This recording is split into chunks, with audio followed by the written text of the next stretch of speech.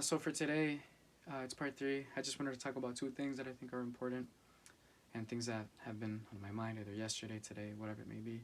But basically controlling your anger and watching out for judgment, not being judgmental.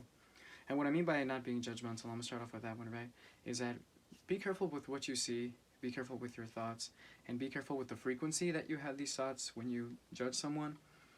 Because I've noticed that every time that I see somebody doing something, whether it be something that might make them feel more self-righteous or more, maybe potentially higher than others or better than others or anything like that, or if you see that maybe they're being more arrogant, or if you think that they're doing it to look humble but they're not or anything. I mean, even the things that I'm saying right now are kind of a form of judgment that I'm putting. At least I'm just trying to put it into perspective, kind of the thoughts that I have when I see people do certain things. And I realize, why am I judging? I don't even know why these people are doing these things. And I think it says more about what's in my head than anything else when I'm judging in that way. Because it's, why am I going to be, why am I thinking these things? Why am I making these assumptions about what somebody else is doing if I don't even know the person, right? It just makes no sense to me. And if anything, I feel like I said, it's a better representation of what's inside, of whether it be like toxicity, negativity, judgment, obviously, selfishness, envy, things of that nature. And I don't like that, and I've been, noticing those thoughts more and more frequently in myself, and I don't like that. I don't think that's a good thing. And I think that's something that we should all stray away from, because realistically, it's, what benefit does it really bring us to judge anybody else? It's, everybody else is kind of living their own lives, and if they're not really doing anything to bother you or to bother somebody else, you should kind of let it be. I think it is different when you start noticing like certain trends that people are partaking in that probably, objectively speaking, are not good for other people, maybe because they're having a negative impact on society, things of that nature. But that's a whole nother, topic in and of itself. But I think that in either case, when other people are just kind of going about their lives, doing their thing, whether it be something that they posted on Instagram, on YouTube, and you come across it or anything like that, and you can see maybe what they're doing, and you can maybe make the right assumption, it may or may not be right, or anything like that. But it's, what's the whole point of judging? It's, if you're not, because I think that recently what it indicates more is that I'm just not content with how I'm feeling with myself. Therefore, I try to, when I come across these videos, right, I try to compare myself to it and try to make myself feel better. Like, oh, I'm not like this person, I'm more humble, I'm more down to earth, I'm more this, I'm more that. But then when you're making those assumptions and when you're judging in that nature, I feel like it's counterproductive. It actually goes against the very thing that you're trying to feel like. So I think it's very, like I said, it's counterproductive to be judging in that way. I think obviously there's a big difference between judging, constructive criticism, and if you're willing to offer constructive criticism to somebody, that's completely fine, as long as you're aware that you're doing it in a good way. You're just not doing it, like I said, out of envy, because I think that sometimes when we judge, that's what it indicates more, envy, selfishness, discontent with your own self, things like that. So be very careful, just with anyone. Be careful about judging. I feel like it literally leads to no good. I think if anything, it just takes away from your happiness. It makes you more bitter. It doesn't contribute, like I said, to yourself, and it doesn't contribute to anybody else. So literally, what's the point? Don't do it. Just let people do their thing. Let them live their lives. You live your life.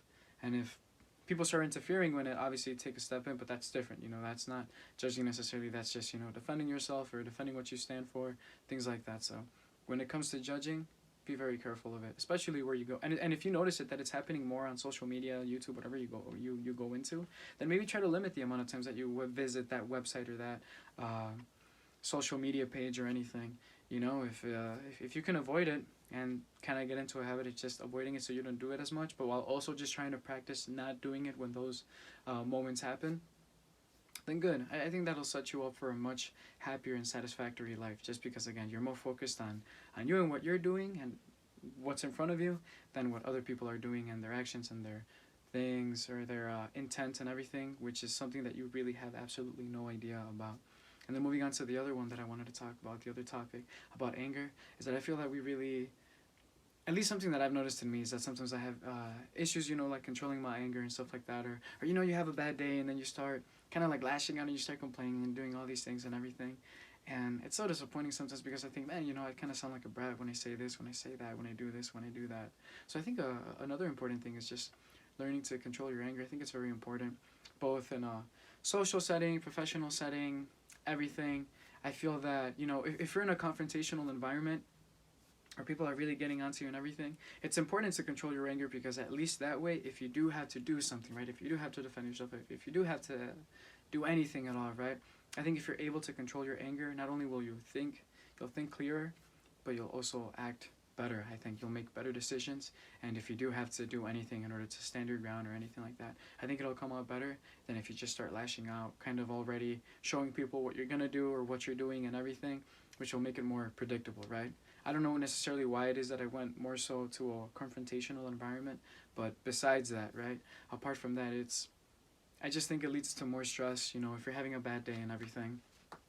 And it's just really going bad. You know, I don't know, you dropped your keys in the snow, or you tripped, or you're getting home, right, and you're putting the key in the lock, and all of a sudden it falls, and you already had a bad day at work, or somebody told you something that you didn't like, or, you know, whatever it is that might have happened. You know, you got a flat tire, you got stuck, anything at all, right? It's just, you know, you get angry and you start wanting to kind of like yell and hate things, or whatever it may be, that, you know, how people react to being angry.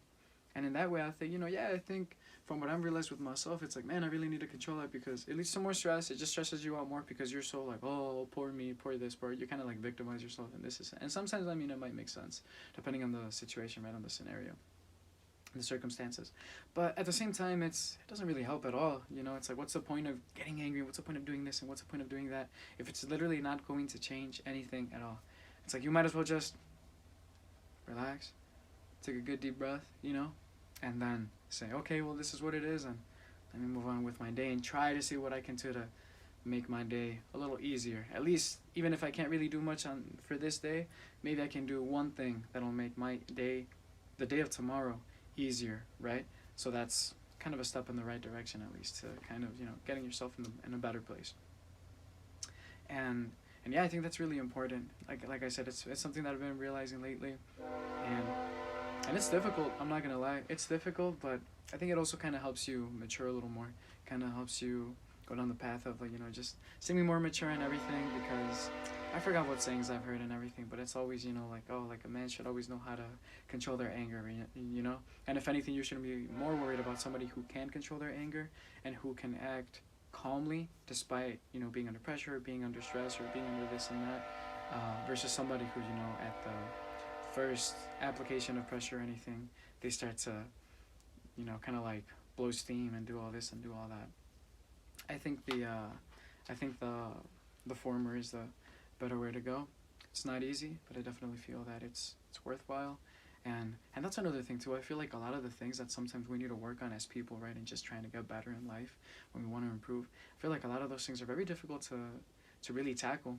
It makes me think of kind of like like in a fighting situation, how would you know how to react in that situation if you've never really been in one, you know? And I feel that you can train, and you can do things, and you can do one thing and you can do another, especially or like in driving or something, you know, if you're gonna race, or if you're preparing in case, you know, one day you skid or something like that, and it's like, oh, well, you know, turn your tires in this direction and like pump the brakes and things like that, right?